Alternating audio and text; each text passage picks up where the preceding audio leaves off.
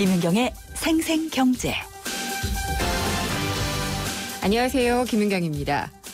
세수는 부족하지만 경기는 또 살려야 되고 요즘 정부의 고민은 아주 깊을 겁니다.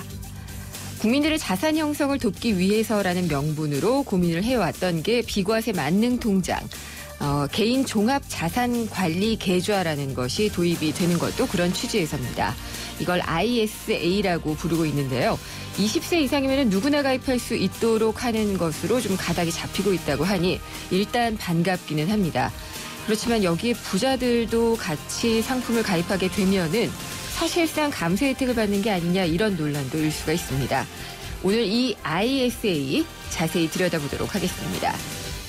오늘 정부와 재계가 만났습니다. 그리고 일자리를 못 구해서 고심하고 있는 청년들을 위해서 20만 개의 일자리 기회를 만들겠다라는 선언도 했는데요.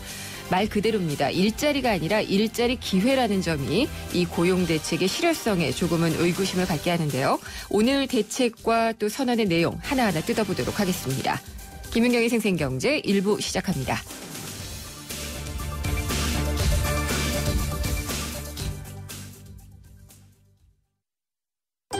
왜? 코웨이 모든 침대는 상단이 분리될까? 침대는 몸에 닿는 부분부터 오염되잖아. 아하. 더러운 상단을 분리해 언제든 새 터퍼로, 그리고 전문가의 관리까지. 위생까지 책임져야 진짜 침대다. 코웨이 매트리스 케어 렌탈 1588-5200. 발빠르게 전하는 증시 마감 시황. 따끈따끈한 오늘의 증시 소식과 함께 심층 분석 시작합니다. 오늘의 증시 분석. 김윤경의 생생경제 베러앤디퍼런트 르노 삼성 자동차 제공으로 1부 시작하겠습니다. 오늘 증시 마감 상황부터 알아보겠습니다. SK증권 명동 PIB 센터의 김춘석 부장입니다. 안녕하십니까? 안녕하십니까? 네, 오늘 시장은 어떻게 끝났나요? 안 좋게 끝났습니다. 안 좋아요? 네, 거래소 시장은 예. 7.15포인트 빠진 2038.81로 끝났고요. 네. 코스닥 시장은 25포인트, 3.25%가 1751로 끝났습니다. 거래소 코스닥 양시장 다 외국인 매도가 셌는데 특히 코스닥 시장 같은 경우는 외국인 874억을 팔아서 시장을 끌어내는데 일조를 했고요. 기관도 역시 536억 정도를 팔아가지고 코스닥 시장이 빠지는데 큰 역할을 했습니다. 가장 중요한 원인 자체는 지난주에 그 미국의 바이오주가 실적 부진으로 나타난 부분하고요. 네. 중국의 마켓 제조 PMI 지수가 15개월 만에 최저 수준을 기록한 부분, 그래서 경기 둔화 오래가면 높아진 부분, 이런 부분들이 좀 작용한 걸로 보여지고 있는데, 아무튼 가장 큰 부분 자체는 바이오 관련주들이 좀 빠지면서 코스닥 시장을 끌어내렸다, 이렇게 볼 수 있을 것 같습니다. 그렇군요. 이런 거는 또 바로바로 영향을 받더라고요. 아무래도 그동안 이 바이오 섹터 자체가 우리나라도 좀 많이 올라가는 모습을 보였었거든요. 그러다 네. 보니까 조정을 좀 받아야 되는 자리다 했는데 조정이 없이 올라왔지 않습니까? 그러다 네. 보니까 내부적인 충격 자체에 조금 세게 반응을 했다, 이렇게 볼 수 있을 것 같습니다. 우리 바이오 기업들의 체력은 어때요? 실적은 지금 좀 발표가 되고 있나요? 네, 그렇습니다. 사실은 지금 말씀하신 것처럼 체력만 놓고 본다고 친다면 이렇게 예. 빠질 자리는 아니다 보여지고 있습니다. 특히 가장 중요한 부분 자체가 바이오 업체 같은 경우는 어떤 임상 실험에 대한 성공 여부라든지 네. 신약 개발 가능성 여부라든지 보통 파이프라인이라고 얘기를 보통 하는데요.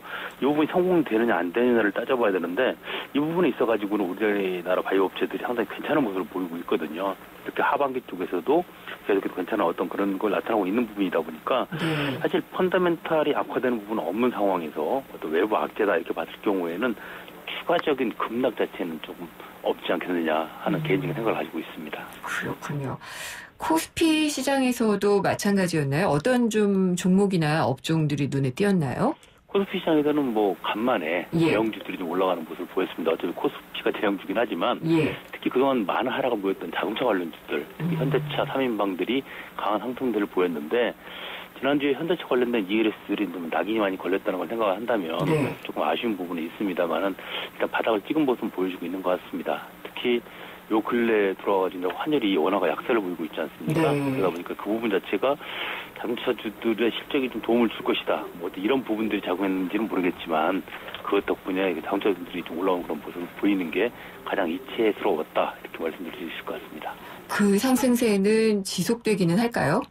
일단 지금 지난주에 이어가지고 지금 일본 항공사 자체가 이렇게 단발성은 아닌 것 같습니다. 그러니까 지난 22일이니까는 지난 한 수요일 정도 될 동안 예전부터 올라오던 상승세가 이어지는 모습을 보이고는 있는데요.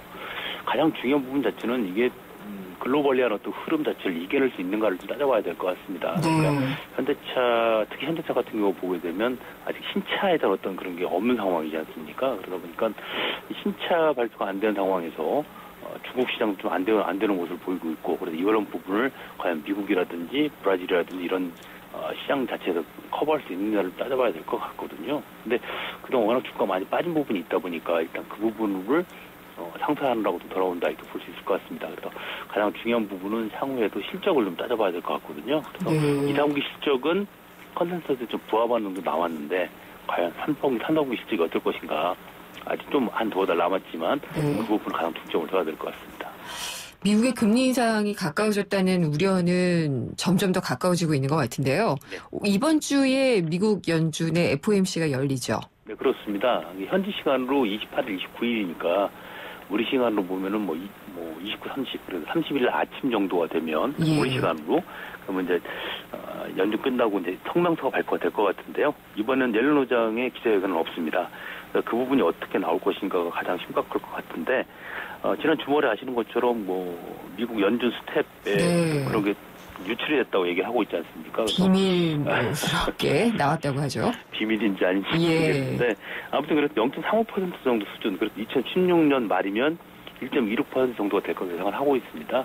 이 정도라고 본다면 올라간다 하더라도 시장이 우려하는 것만큼 그렇게 급격한 상승은 아닐 것이다. 이런 부분인데 중요한 건 어찌됐든 간에 이번 FOMC 회의에서 과연 어떤 발언이 나올 것인가. 그러니까 이런 어떤 그 금리 스탠스에 대한 변경되는 발언이 나올 것인가, 아니면 금리 인상 시기에 대한 어떤 구체적인 어떤 해법을 줄 것인가 하는 부분에 관심을 많이 갖는 것 같은데요. 어쨌든 지난 주말 나왔던 미국의 경제 지표 자체도 그다지 썩 좋은 편은 아니었지 않습니까?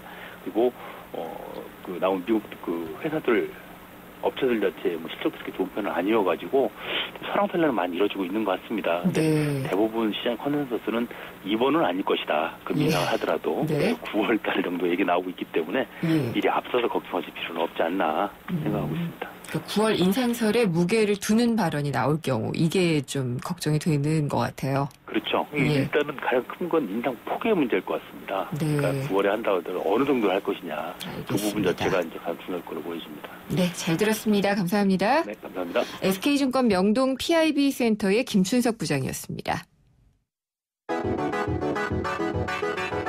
오늘 하루 당신이 꼭 알아야 할 경제 뉴스는 중요한 경제 뉴스를 콕콕 집어드립니다. 네, 오늘의 경제 뉴스 정리해 보겠습니다. 오늘은 비즈니스워치의 김춘동 기자를 연결하겠습니다. 김춘동 기자, 안녕하십니까? 네, 안녕하세요. 네, 금 투자 하세요? 저는 안 하고 있습니다. 아, 따로 하진 않으시고. 네. 예, 금값이 계속 내리고 있어가지고요. 금 투자하시는 분들은 좀 우려되지 않을까 싶어요. 네, 맞습니다. 요즘에는 금값이 좀 아닌 것 같습니다. 지난 주말에 뉴욕 상품 거래소에서 국제 금 가격을 보니까 온스당 1,085달러로 거래를 마쳤는데요. 2010년 2월 이후에 가장 낮은 수준이었습니다. 국제 금값은 5주 연속 하락하고 있는데요. 이번 달에만 7% 가까이 떨어졌습니다. 중국의 금 수요가 좀 기대치를 좀 밑돌고 있고요. 여기에다 이 미국의 경기 회복과 함께 달러가 강세를 보이면서 상대적으로 이 금에 대한 투자 매력이 좀 떨어지고 있는 겁니다. 외부에서는 온스당 금값이 1,000달러 아래로 내려갈 수도 있다. 이런 전망도 나오고 있는데 1온스는 한 7돈 반쯤 된다고 합니다. 옛날에 2,000달러 간다는 얘기도 있었는데 1,000달러를 밑돌 수도 있다고 하니까 또 많이 떨어졌네요. 근데 금값이 떨어지니까 오히려 금거래는 또 활발해지고 있다고 하죠? 네, 그 온라인 쇼핑 사이트 G마켓에 따르면 최근 한 달간 이 순금 제품과 골드량 판매량이 작년 같은 기간에 비해서 2.4배나 늘었습니다. 특히 14K와 18K 금팔찌 판매량은 작년보다 4배 넘게 늘었고요. 금목걸이도 2.6배나 더 팔렸다고 합니다. 금값이 계속 떨어지면서 이 금으로 만든 액세서리 수요가 좀 꾸준히 늘고 있고요. 쌀 때 금을 사두자는 재테크 수요로 이 골드바 판매도 늘고 있는 겁니다. 실제로 이 한국거래소가 운영하는 KRX 금 시장 거래량을 보니까 6월에는 6.4kg 정도였는데 7월에는 10.1kg로 껑충 뛰었습니다. 거래소가 득받네요. 이거 굉장히 거래 안 됐었잖아요. 네. 근데 이 와중에 한국은행이 금 투자에 나섰다가 이거 다 손실이 돼서 좀 우려를 사고 있네요. 네, 그 한국은행은 2011년부터 13년 사이에 집중적으로 금을 사들였는데 매입량만 총 90톤에 달합니다. 그런데 이 한국은행이 금을 산 이후에 금값이 계속 떨어지고 있어서 문제인데요. 현 시세로 평가하면 매입가 대비 평균 33%나 떨어졌고 이 평균 손실만 1조 8천억 원에 달한다고 합니다. 한국은행은 금값이 오를 때 금 투자를 계속 좀 주저하다가 2011년부터 적극적으로 매입에 나섰는데 뭐 결국에는 최고가에서 상투를 잡은 게 아니냐 뭐 이런 비판이 나오고 있습니다. 물론 이 한국은행의 투자는 장기적인 관점에서 좀 봐야 해서 단기적인 손익으로 평가하기는 어려운데요. 그래도 이 금투자 시기를 오판했다는 비판에서는 좀 벗어나긴 어려울 것 같습니다. 그러게요. 중앙은행 금투자 잘하는 것 같았는데 이런 거 보면 또 아니네요. 네. 그 주식하는데 보통 이제 신용거래를 하는 분들이 꽤 있잖아요. 돈을 빌려서 투자하는 규모. 이게 사상 처음으로 8조 원을 넘어섰다고 하는데 이게 어떤 의미를 갖는 건가요? 네, 일단 이 코스피와 코스닥 시장의 신용공여 잔액을 보니까 지난 24일 기준으로 8조 286억 원을 기록했습니다. 뭐 신용 잔액은 말씀하신 대로 앞으로 주가가 더 오를 것으로 보고 증권사에서 돈을 빌려서 주식을 매입한 금액을 말하는데요. 신용 잔액이 8조 원을 넘어선 건 이번이 처음입니다. 연초에 5조 원대였던 신용 잔액은 지난 4월 달에 처음으로 7조 원을 넘어섰고요. 이번에 8조 원을 넘어서면서 지금 급증세를 좀 이어가고 있습니다. 그리고 또 이 코스피보다는 덩치가 작은 코스닥에서 신용잔액이 더 많다고 하는데 그런가요? 네, 조금 더 위험하다는 건데 시장별로 보니까 코스피가 3조 8천억 원대, 코스닥은 4조 1천억 원대를 기록을 해서 코스닥이 3천억 원 가까이 더 많았습니다. 전체 시가총액으로는 코스피가 1,300조 원대고요. 코스닥은 210조 원대니까 시장 규모가 6배, 6분의 1 가량에 불과한 코스닥이 신용 잔액은 오히려 더 많았습니다. 올 들어서 코스닥을 포함한 중소형주의 주가 상승이 좀 두드러지면서 개인 투자자들이 대거 빚을 내서 투자에 나섰기 때문으로 풀이가 되는데 실제로 연초 이후에 지난 24일까지 코스피는 6% 정도 올랐고요. 코스닥은 무려 40% 가까이 올랐습니다. 근데 이게 빚내서 투자해도 수익이 확 나고 계속 시장에 올라가면 좋은데 그렇지 않으면 문제가 생기잖아요. 네, 맞습니다. 특히 최근에 이 대외 여건이 좀 좋지가 않습니다. 올 연말에 미국이 금리 인상을 앞두고 미국계 자금이 좀 본격적으로 좀 빠져나가고 있는데요. 대만과 인도 등 신흥국에서도 이 마찬가지 현상이 일어나고 있습니다. 외국인 돈이 계속 빠져나가면 아무래도 이 주가도 그만큼 힘을 받긴 어렵고요. 주식시장이 안 좋으면 신용거래 비중이 큰 종목은 매물 부담이 커지면서 주가가 급락할 가능성이 높아서 좀 조심할 필요가 있을 것 같습니다. 혹시 우리가 거래할 때 이런 거래 시스템상에서 신용거래 비중이 높은 종목 이런 거 확인할 수 있나요? 네, HTS를 보면 항목이 있습니다. 찾아보시면 될 것 같습니다. 그렇군요. 그런 것들 좀 눈여겨서 찾아보고 투자하고 하는 것도 중요할 것 같네요. 네. 내년부터 경차를 살 때도 취득세를 내야 할 것 같네요. 네, 그럴 것 같습니다. 이 경차에 대해서는 2004년 1월부터 이 취득세를 면제 중입니다. 경차 판매를 좀 활성화하기 위한 취지였는데요. 그런데 이 내년부터 취득세 면제 혜택이 좀 중단이 될 것 같습니다. 이 취득세 면제 혜택이 사라지면 경차도 일반 중대형 승용차와 마찬가지로 이 차량 가격의 7%를 취득세로 내야 하는데요. 그러면 이 국내에서 판매하고 있는 경차 가격을 기준으로 최대 100만 원 정도의 좀 부담이 늘어날 것으로 보입니다. 100만 원이면은 경차 가격에서는 굉장히 큰 폭인 것 같은데 왜 이 취득세 면제 혜택을 중단을 하나요? 네, 사실 정부는 그동안 경제성 또 환경적인 측면을 고려해서 경차 판매 활성화를 추진해 왔었는데 이번에 아마 세수 때문에 좀 그런 결정을 내린 것 같습니다. 그래서 이 기존 정책과 좀 배치가 되는 게 아니냐 그런 지적이 나오고 있는데 특히 경차의 주 고객인 서민층의 좀 부담이 커질 것 같습니다. 자동차 업계에서는 취득세 면제 혜택이 없어지면 경차 판매가 15% 넘게 좀 줄어들 것으로 보고 있는데요. 경차 판매가 줄면 이 해당 자동차 회사가 내는 법인세도 좀 크게 줄어들 수 있는데 취득세를 조금 더 거두려다가 오히려 이 법인세에서 구멍이 나면 세수에도 별로 도움이 안 된다. 이런 지적도 좀 나오고 있습니다. 아, 그렇군요. 오히려 그냥 법인세를 더 걷는 게 낫지 그냥 일반 서민들한테 이 취득세 걷는 것을 하려다가 오히려 구멍이 날 수도 있다는 지적도 있군요. 중위소득이 뭔가요? 이게 내년에 4% 늘어난다고 하는데요. 네, 중위소득은 말 그대로 이 모든 가구를 소득 순서대로 줄을 세웠을 때 정확하게 중간에 있는 가구의 소득을 좀 뜻하는데요. 기존의 최저 생계비를 대체해서 정부의 복지사업 대상자를 선정하는 기준으로 좀 쓰이고 있습니다. 네. 정부가 오늘 이 중앙생활보장위원회를 열었는데 내년 중위소득을 4% 좀 올리기로 했습니다. 그러면 1인 가구 기준으로 162만 원, 4인 가구는 한 439만 원쯤 된다고 합니다. 그러면은 뭐 교육급여, 생계급여 이런 거를 받는 기준점이 높아지게 되면 좀 받을 수 있는 사람들이 줄어들게 되는 건가요? 네, 그 금액으로 보면 조금 더 늘어나게 되는 거고요. 금액은 늘어나게 되나요? 예. 그 내년부터는 4인 가구 기준으로 월소득이 127만 원 이하면 이 기초생활보장제도의 생계급여를 받을 수가 있고 220만 원 이하면 이 교육급여까지 받을 수 있습니다. 주거급여는 189만 원, 의료급여는 176만 원 이하의 월소득 가구에 지급이 되는데요. 네. 생계급여는 중위소득의 29%, 주거급여는 43%, 의료급여는 40%, 이 교육급여는 50%까지 좀 지급이 되고 있으니까 좀 잘 체크를 하셔야 될 것 같습니다. 중위소득을 높이게 되니까 오히려 대상이 많아지는 거군요. 네, 맞습니다. 네. 우리나라 경제에 대한 비관론이 상당히 깊은 것 같은데요. 이게 글쎄요, 팔레스타인보다도 낫다, 심하다 이런 조사 결과가 나왔군요.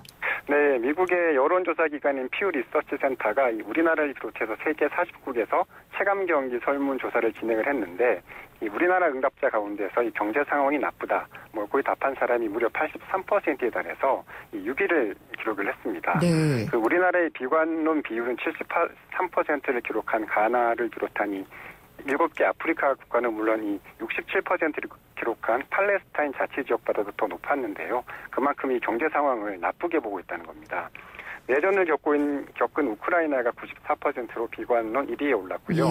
중국은 낙관론이 90%에 달해서 경제 상황이 좋다는 응답이 가장 많이 나온 국가로 꼽혔습니다. 중국은 또 낙관론이 이렇게 크군요.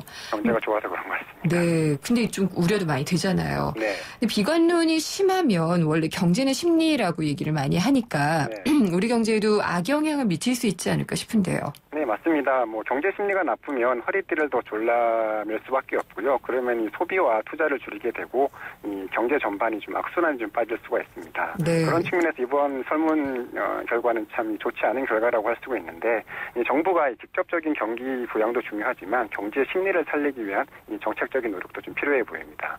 어떻게 하면 경제 심리를 살릴 수 있을까요?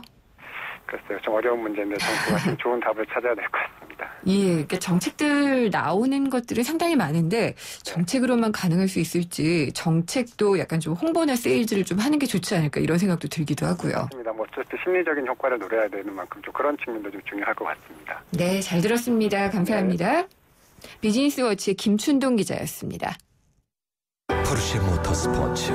이것은 모든 포르쉐의 기원이며 모든 아이디어의 시작이며 스포츠카의 새로운 기준을 만들어가는 끝없는 영감의 원천입니다. 그것이 바로 모든 포르쉐가 스포츠카인 이유입니다. Every Porsche Sports Car. 한 발 빠른 경제 뉴스, 한 뼘 깊은 경제 이슈, 경제를 보는 정확한 시각, 김은경의 생생경제.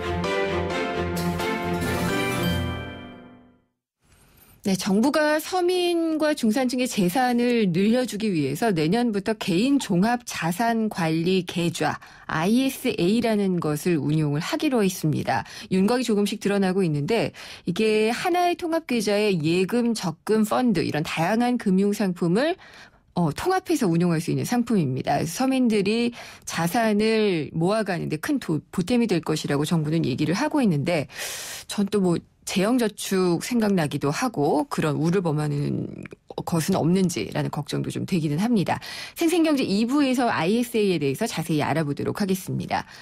오늘도 생생경제에서 청취자분들을 위해서 선물을 준비를 해놓고 있습니다. 참쉬운 중국어 문정아 중국어에서 드리는 10만 원 상당의 온라인 수강권 있고요. 365일 신나는 도심 속 꿈의 놀이터 일산 원마운트에서 드리는 워터파크 티켓 2매도 보내드립니다.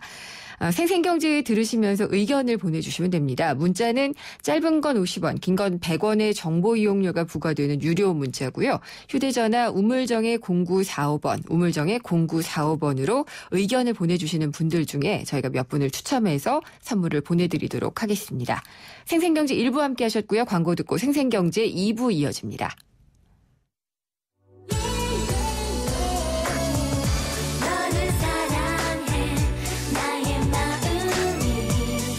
안녕하세요. 나이라이리 엄마 SS의 슈입니다. 팬들과 함께하는 음악의 무대에 못지않게 일상이 가득한 인생의 무대에서도 열정과 진심이 가장 중요한 것 같아요. 24시간 열정과 진심으로 채운 음악, 뉴스, 시사 프로그램까지 94.5MHz YTN 라디오는 가장 감동적인 삶의 무대입니다.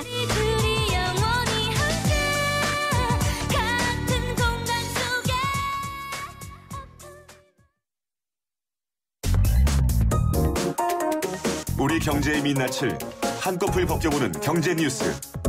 경제를 위한 새로운 시각. 김윤경의 생생경제.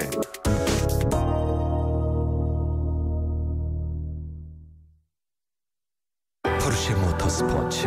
이것은 모든 포르쉐의 기원이며 모든 아이디어의 시작이며 스포츠카의 새로운 기준을 만들어가는 끝없는 영감의 원천입니다. 그것이 바로 모든 포르쉐가 스포츠카인 이유입니다. Every Porsche Sports Car. 사는 게 뭐라도 대단한 거라고 우리가 뭐라도 기쁨이 든다고. 와, 왜 이렇게 잘 넘어가? 우리가 모였으니까. 하이트.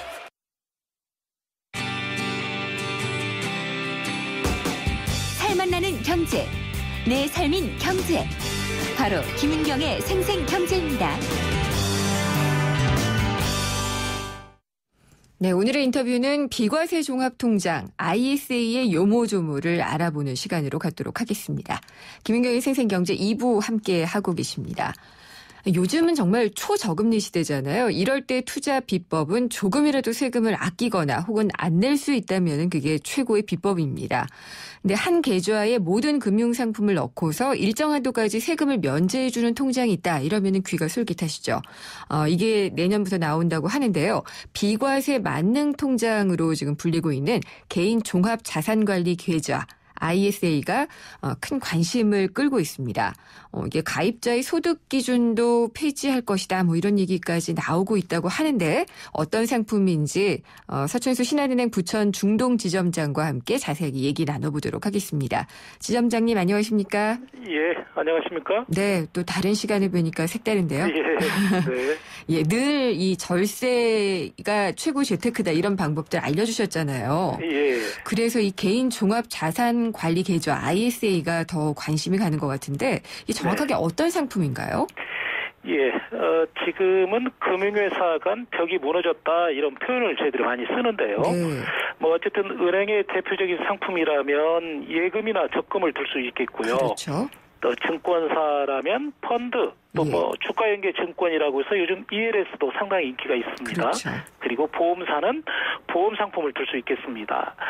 이렇게 금융회사별로 나누어져 있는 금융상품을 한 바구니에 담아서 가입을 하고 예. 그러다 보니까 이제 상품 간 갈아타기도 자유로운 것이죠. 뭐 예를 든다면 앞으로 증시 전망이 좋다. 예. 그렇다면 내가 가지고 있는 여유 자금을 펀드에 넣었다가 주식에 대한 전망이 썩 좋지 않은데 그러면 예금이나 적금으로 안전하게 전환해서 수익을 올릴 수 있는 이런 상품을 말합니다. 그걸 자기가 정할 수 있는 건가요? 네?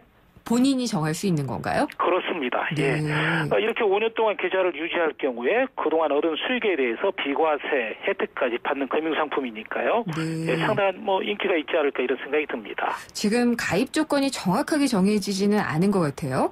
예, 그렇습니다. 어쨌든 지금 나오는 얘기를 종합해 보면 내년부터 도입될 예정이고요. 또 소득이 있는 만 20세 이상 성인이라면 누구나 가입할 수 있을 것으로 보입니다. 예. 비과세로 가입할 수 있는 한도는 연간 2천만 원이고요. 혜택을 볼 수 있는 기간은 앞에서 말씀드렸습니다만 5년으로 제한될 것으로 예상이 되고요. 이제 자세한 내용은 정부가 매년 8월이 되면 다음 해 세법 개정안을 발표합니다. 그렇죠. 그래서 아마 다음 달 초가 되면 구체적인 안이 나올 것이고 이 안을 대상으로 이제 국회가 이제 결정할 것으로 예상을 합니다. 그럼 지금 그 비과세 한도가 연간 2천만 원, 또 혜택 볼 수 있는 기간이 5년, 이것도 아직 정해지지는 않은 거죠? 그렇습니다. 예. 가입 조건도 정부에서 이제 이런저런 안들을 아마 얘기를 하고 있는 수준이고요. 국회가 정부가 8월 초에 내년도 세법 개정안을 발표하게 되면 그걸 바탕으로 해서 국회가 이제 심의 의결하는 절차까지 남아 있으니까요.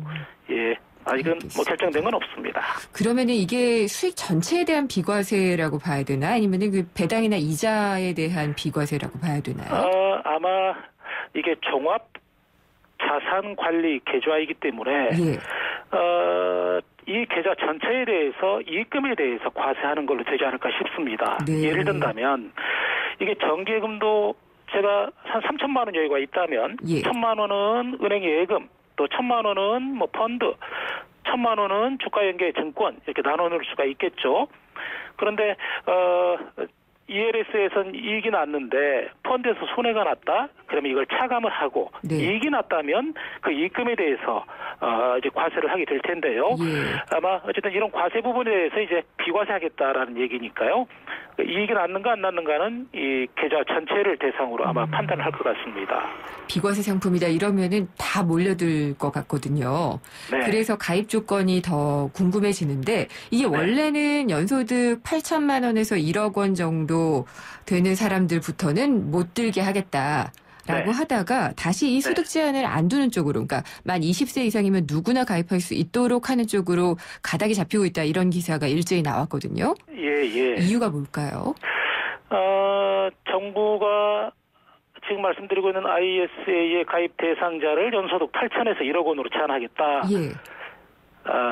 뭐 이런 얘기가 있었습니다만, 고소득층도 가입할 수 있게 되면 이제 부자 감세 아니냐, 뭐 이런 논란이 충분히 일 수 있겠죠. 부자들까지도 세금을 면해줄 필요가 있겠느냐, 뭐 이런 얘기군요. 그렇습니다.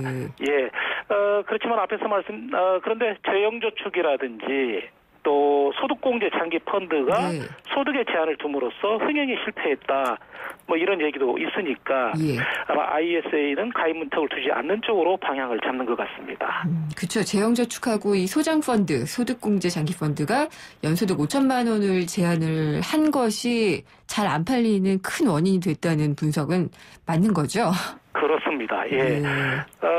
또 일단 소득이 있어야 되고요. 이제 재형저축이라든가 소득공제 장기펀드 가입하려면 일단은 소득이 있어야 됩니다. 1원 이상의 신고된 소득이 있어야 되는 거고요. 그 신고된 소득이 직장인의 경우에 5천만 원을 넘으면 가입 대상에 포함될 수가 없습니다. 이런 제한을 두다 보니까 대중화되기가 쉽지 않았고요. 그런 제한 때문에 이번 ISA는 소득의 제한을 두지 않을 가능성이 상당히 높습니다. 근데 고소득자들까지 이렇게 다 세금 면제받게 해주면은 분명히 부자 감세에 대한 불만이나 우려나 이런 것들이 나올 수가 있을 것 같거든요. 그런 우려는 또 어떻게 불식을 시킬 수 있을까요? 그럴 수 있습니다. 그런데 이제 방금 말씀드린 대로 재형저축이라든가 소득공제 장기펀드 이런 상품의 실패, 뭐 완전히 실패했다고 볼 수는 없겠습니다만 어쨌든 인기가 많은 건 아니니까요. 또 현재 판매 중인 절세 상품들이 있습니다. 예를 들어서 소득공제 상품인 주택청약종합저축, 이것도 소득공제 받기 위해선 연간 소득이 7천만 원 이하여야 됩니다. 그렇죠. 또 올해 새로 도입된 상품인데요. 개인형 퇴직계좌라고 해서 IRP 많이 들으셨고요. 이게 올해 가입하면 연간 300만 원까지 세액공제를 해주겠다라고 했는데 이것도 소득에 따라서 세액공제율에 차등을 두고 있습니다. 연금저축도 소득에 따라서 세액공제율 차등을 두고 있고요. 그래서 ISA는 금융시장 활성화 측면을 강조하고 있기 때문에 소득에 제한을 두면 안 된다, 뭐 이런 의견들이 많은 것 같고요.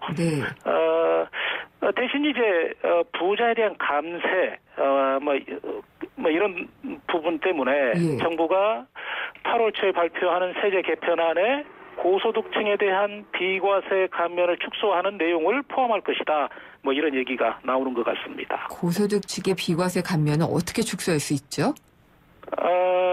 예를 들어서 금융소득 종합과세 라든지 이런 부분을 강화하게 된다면, 그리고 저축성 보험이라고 해서 저축성 보험에 가입하고 10년이 지나면 보험 차익에 대해서 비과세 혜택을 주는 상품이 있습니다. 지금도 판매하고 있고요.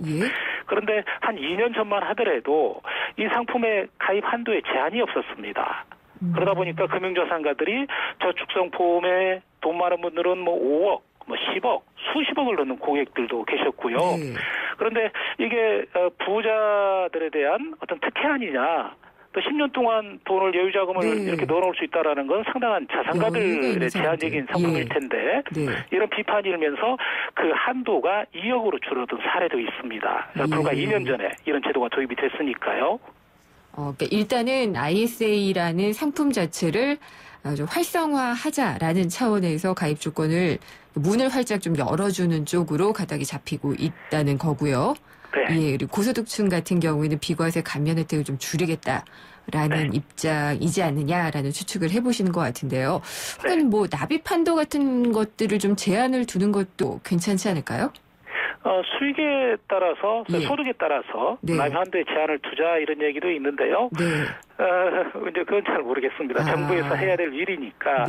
그런데 어쨌든 그런 소득의 제한에 따라서 가입 한도에 차등을 둔다면 상품이 너무 복잡해지는 것 같고요. 또 일단 상품이 복잡해지면 고객분들의 관심이 좀 떨어지는 것 같습니다. 그런 면은 있죠. 그래서 이 상품의 도입 취지에 맞게끔 어쨌든 금융시장 활성화 또 개인 자산을 효율적으로 증가시킬 수 있는 어떤 그런 정책이라면 저는 가입 대상에 제한을 두지 않는 것 또 이 금액의 가입 한도가 또 분명히 제한이 있기 때문에요. 가입 대상 자체를 제한하는 것은 그 상품의 어떤 근본 취지에 부합하지 않는다 이런 생각을 저는 개인적으로 하고 있습니다. 또 하나 또 궁금한 것이요. 이 ISA에 들어갈 수 있는 금융상품을 보니까 예금, 적금, 펀드는 다 들어가는데 보험은 이렇게 명확하게 얘기가 안 되는 것 같은데 빠진 건가요? 물론 당초 정부가 예금, 적금, 펀드와 더불어서 보험 상품도 ISA에 담겠다라고 얘기를 했는데요. 그런데 이 부분을 보험업계에서 반대를 하고 있는 것 같습니다. 왜죠? 이제 비과세 이걸 보험업계는 ISA 보험 상품이 편입된다면 비과세 혜택을 받던 기존 저축성 보험 상품 영업이 위축될 것이다. 이걸 우려하고 있는 것 같아요. 지금 이제 비과세 저축을 보면 비과세 보험을 말씀드리는 건데요. 이건 이제 10년 가입 기간이 10년 이상입니다. 그리고 보험 차익에 대해서 비과세 혜택을 주는 것이고요. 이런 혜택이 있음에도 불구하고 금융자산가 외에는 저축성 보험 가입률이 사실 저조한 것이 사실입니다. 그런데 이 ISA는 상품의 교차 가입이 가능합니다. 그러니까 그 상품 내에서 뭐 정기예금 했다가 마음에 안 들면 보험으로 가고 마음에 안 들면 펀드로 옮길 수가 있거든요. 그런데 이렇게 하다 보면 아무래도 이제 보험 상품에 대해서 영업 위축이 되지 않을까 이런 걸 우려하는 것 같고요. 또 이 ISA는 모든 금융회사에서 취급할 수가 있습니다. 은행, 증권사, 보험사 다 취급이 가능한데 아무래도 이제 은행이라든가 증권사 영업망이 보험 영업망보다는 강합니다. 그렇다면 이게 은행 증권사 위주로 가입하다 보면 보험 상품이 좀 소외되지 않을까? 또 보험 설계사의 영업력이 악화될 수 있지 않을까? 뭐 이런 우려를 하는 것 같습니다. 그렇군요. 그러면은 이게 ISA가 나오면은 서민들, 중산층들이 정말 적극 활용할 수 있어야 되잖아요. 그런 취지에서 나오는 거니까 잘 이용할 수 있도록 조언을 주신다면은 어떤 것들이 있을까요? 어쨌든 지금 현재 정부가 개인들이 가입할 수 있는 비과세 또 감면 세금이 감면되는 상품의 종류라든가 한도를 줄이고 있는 게 현실이고요. 그런데 오랜만에 이제 비과세 상품이 나오는 것 같습니다. 더구나 이 상품은 앞에서 말씀드렸습니다만 두 가지 장점이 있는데 첫째는 우리가 비과세 재형저축을 가입하거나 또 소득공제 장기펀드를 가입하면 비과세 재형저축은 처음부터 펀드를 가입하거나 아니면 적금을 가입하거나 또 소득공제 장기펀드도 주식형으로 가입하든 채권형으로 가입하든 아니면 정기 적금으로 가입하든 처음부터 선택을 해야 됩니다. 또 가입하고 나면 상품 간 이동이 불가능하고요. 그런데 지금 ISA는 상품 간 이동이 자유롭다는 장점이 있고요. 두 번째는 이 차익에 대해서 비과세 혜택이 있다는 것 때문에 어쨌든 빨리 가입하시라는 말씀을 드리고 싶고요. 이 상품이 또 어떤 측면에서 우리나라 국민들이 단기 상품 위주로 금융 상품을 운용하고 있는데요. 이 상품은 ISA는 5년 이상이기 때문에 단기 상품에 대한 쏠림 현상도 해소할 수 있는 뭐 그런 부가적 효과도 있지 않을까 이런 생각이 듭니다. 알겠습니다. 오늘 말씀 잘 들었습니다. 감사합니다. 예, 감사합니다. 서춘수 신한은행 중동지점장이었습니다. 생생경제를 다양하게 만나는 방법. YTN 라디오 앱 예스와 웹사이트 김윤경의 생생경제 또는 트위터 YTN_이코노미로 실시간 듣기와 다시 듣기를 하실 수 있고 방송 내용에 대한 문의와 의견을 주실 수 있습니다.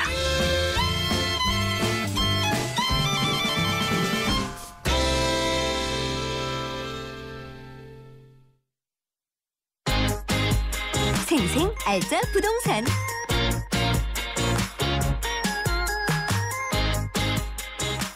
알짜 부동산 시간입니다. 세준코리아의 김학권 대표가 전화 연결돼 있습니다. 안녕하십니까? 안녕하세요. 반갑습니다. 그동안 막 뜨겁다 이런 얘기만 했는데 오늘은 좀 우려되는 얘기를 좀 해봐야 될 것 같아요. 집값이 내 돈으로만은 살 수가 없어요. 그래서 항상 은행과 같이 사야 되거든요. 근데 그렇죠. 금리가 떨어지면 더 그렇죠. 네, 근데 이번에 가계 부채 관리 방안 보셨잖아요. 예. 점점 이 대출을 좀 쉽게 해주지는 않겠다라는 그런 의지가 보이기 때문에 좀 아무래도 시장도 그렇고 또 주택을 사려는 사람들도 혼란을 겪고 있지 않은가 싶은데 어떤가요? 우선 정부 입장에서는 1,100조가 넘는 가계부채 때문에 상당히 고민이 많았겠죠. 예. 근데 이제 정부 일관성이 사실 없는 그 정책이라고 볼 수밖에 없어요. 네. 최경환 부총리가 불과 한 2달 전에 금융 규제 완화를 내년까지 연장하겠다 이렇게 발표를 했지 않습니까?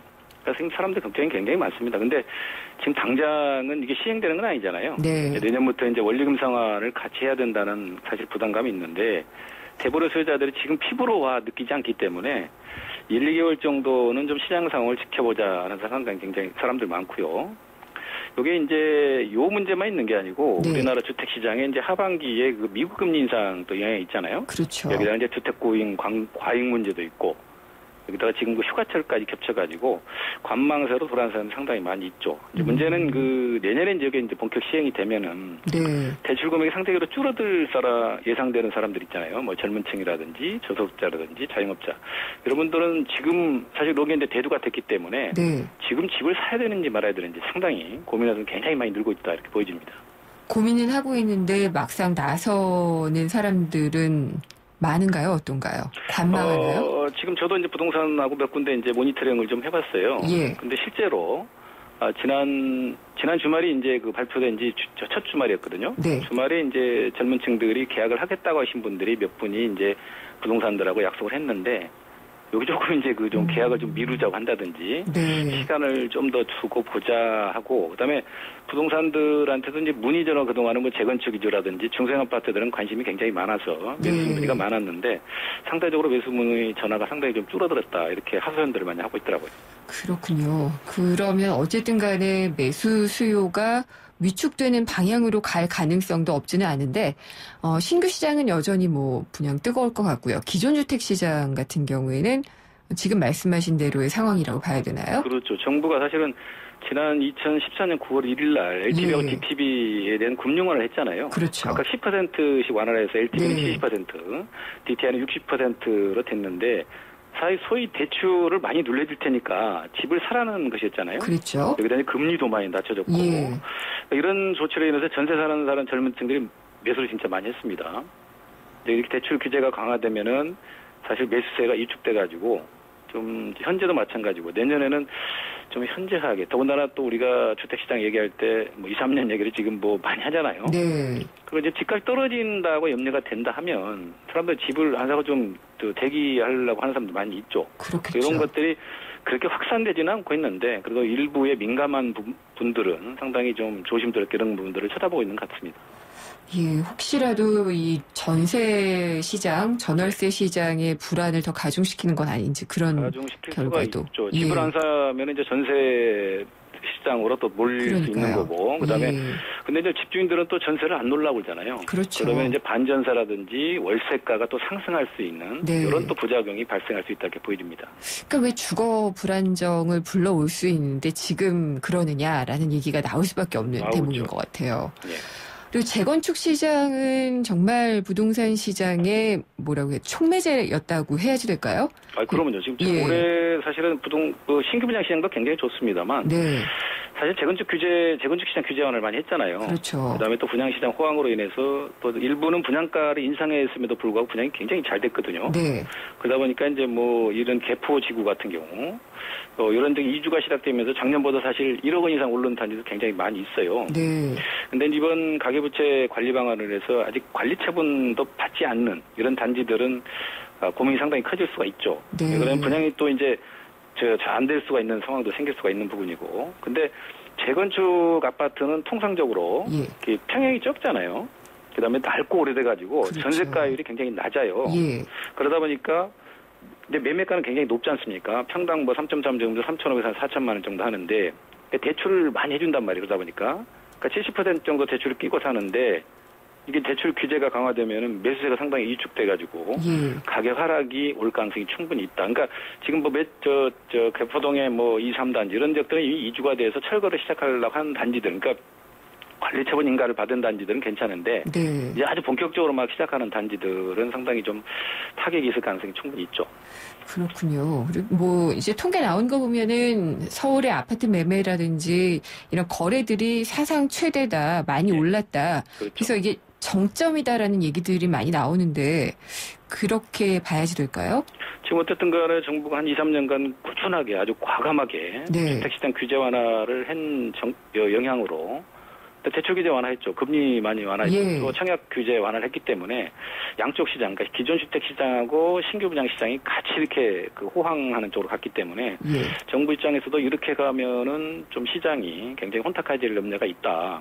이렇게 또 더군다나 대출이 굉장히 많이 늘어났잖아요. 그렇죠. 이런 시점에서 향후에 금리 인상이 됐을 때 더 부작용이 일어나기 전에 좀 차단을 할 필요가 있겠다 이런 판단을 좀 한 것 같습니다. 그러면은 좀 내년까지로 계획을 미뤄놨던 실수요자들 있잖아요. 이런 분들은 조금 무리를 해서라도 지금 집을 구입하는 게 좋을까요? 사실은 집을 지금 사야 되는 꼭 실수요자들 있지 않습니까? 올해 안에 사는 거는 괜찮죠. 내년부터 이제 대출 소득증빙 자료가 강화되기 때문에. 그래서 실수요자들 입장에서는 만약에 집을 사야 된다고 생각되는 사람은 올해 사는 게 나은데 이것도 이제 그 거치 기간이 이제 끝나면은 다시 이제 그 대출을 새로 또 그 계약을 해야 되거든요. 그러니까 대출 금액을 무리하게 사실은 좀 높이는 거는 좀 부담이 될 수가 있고요. 그다음에 뭐 신규 분양 대출은 이제 집단 대출이기 때문에 지금 당장은 걱정할 필요가 없는데 2, 3년 후가 이제 되면은 그 담보대출로 전환을 해야 되지 않습니까? 그거가 이제 같이 또 뭐 공급 과잉이나 이런 것들이 맞물릴 수가 있기 때문에 그래도 기존 주택 사는 것보다는 신규 분양 사실은 조금 유리할 걸로 보여집니다. 그러니까 내년 초부터 아예 이제 거래 절벽이 올 것이다 이런 좀 극단적인 전망도 있거든요. 그렇게까지 봐야지 되는 걸까요? 그 정도 상황은 올 것 같지는 않고요. 뭐 이제 아까 말씀드렸다시피 이제 그 소득 증빙이 좀 어려운 사람들, 그다음에 대출 규모가 좀 줄어들잖아요. 그러니까 그 수요가 뭐 위축되는 거는 불가피합니다만. 그래도 우리나라 주택시장이 한동안 굉장히 침체됐다가 다시 회복세를 보이고 있는 국면이고 그다음에 지금 서울하고 수도권의 일부 지역의 아파트값이 많이 그 예전 가격은 아니더라도 좀 상승이 계속 있는 상황이기 때문에 단기간에 확 꺾여가지고 거래 절벽이 올 가능성은 그렇게 많지 않다고 보입니다. 이 뭐 상가라든지 오피스텔 같은 수익형 부동산도 영향을 받을까요? 그쪽엔 영향을 좀 더 받을 수가 있죠. 왜냐하면 그 제2금융권 대출까지 좀 규제를 그 연동돼서 하기 때문에 뭐 수익형 그 상품들, 상가, 오피스텔 이런 부분들까지 조금 그 나중에 담보대출로 전환했을 때 대출 금액이 좀 줄어들잖아요. 그러면은 좀 영향을 받을 수가 있겠습니다. 근데 정부가 이걸 다 알고 있을 텐데 그냥 두면은 시장은 알아서 그냥 정리가 될 거라고 보는 걸까요? 지금 홍역을 치르더라고요. 그러니까 더군다나 지금 올해가 한 그 5, 6개월 남았지 않습니까? 그러니까 그 안에 자정 노력을 해서 시장이 정상화로 돌아오면은 그 괜찮겠다고 판단을 한 것 같고 워낙 지금 이런 시장이 굉장히 아까 말씀드린 굉장히 좋아요. 지금 주택 시장 그 신규 분양 시장도 그렇고 재건축 시장도 굉장히 좋거든요. 그러니까 더군다나 실수요자들이 또 전세값이 계속 상승을 하다 보니까 사실 이제 그 매수 쪽으로 많이 갈아탔기 때문에 그래서 시차가 한 6개월 정도 있기 때문에 그 시차를 보고 좀 시행을 해서 미리 좀 경착륙을 연착륙을 시키려고 하는 생각을 가지고 이런 시행 발표를 한 걸로 보여집니다. 네, 알겠습니다. 어쨌든 이것이 가져올 대출 규제라고 봐야지 되나요? 가계부채를 종합 관리하겠다라는 그게 대출 규제죠, 사실은. 예, 이게 사실상의 규제인데 이렇게 그렇죠. 되면서 부동산 시장이 조금은 좀 영향을 받을 것 같다. 뭐 미풍, 약풍, 강풍 중에서는 미풍 정도 될까요? 어느 정도 실수요자들 입장에서는 상당히 좀 규제, 사실 지금까지 대출 규제 완화하고 금리 때문에 사실 집 사는 분들이 굉장히 많았거든요. 그렇죠. 그 부분들이 강화가 되면은 실수요자들이 상당히 이축될 가능성이 충분히 있어 보여집니다. 네, 잘 들었습니다. 감사합니다. 네, 감사합니다. 세준코리아의 김학권 대표였습니다. 높게, 더 높게. 모두가 세상의 높이에 도전할 때. 높게, 더 높게. 한양은 행복의 높이에 도전합니다. 사람의 행복보다 더 높여야 할 것은 없기에. 건설, 행복이 되다. 한양. 전해주고 싶은 얘기 바람병에 담으면 한글이 모자랄지도 몰라. 병 하나에 담을 수 없는 초정탄산수 이야기. 파란을 일으키다. 초정탄산수. 새로워진 산타페를 보았다. 그 어느 때보다 강렬하다. 새로워진 산타페의 운전석에 앉았다. 그 어느 때보다 편안하다. 부드러운 승차감과 강인한 외관. 모든 면에서 만족스러움. All around perfection. 산타페 더 프라임 탄생. New thinking, new possibilities. 현대자동차. 김은경의 생생경제 2부 포스코와 함께 있습니다. 오늘 정부가 발표한 청년 고용절벽 해소 종합대책 보면은요. 향후 2017년까지 2년 후까지 약 12만 5천 명에게 일자리 기회를 제공하겠다라는 내용이 담겨져 있습니다. 그리고 오늘 정부와 재계도 만났는데요. 양질의 일자리를 마련을 하겠다면서 민관 합동으로 역시 2017년까지 20만 개의 일자리를 만드는 청년 일자리 기회 20만 프로젝트를 밝혔습니다. 근데 굉장히 짧은 시간이거든요. 이 동안에 20만 개의 일자리 기회 만들어낼 수 있을까요? 실효성이 아무래도 문제가 될 것 같은데요. 생생경제 3부에서 자세하게 짚어보도록 하겠습니다. 4시 뉴스 듣고요. 생생경제 3부로 돌아오겠습니다.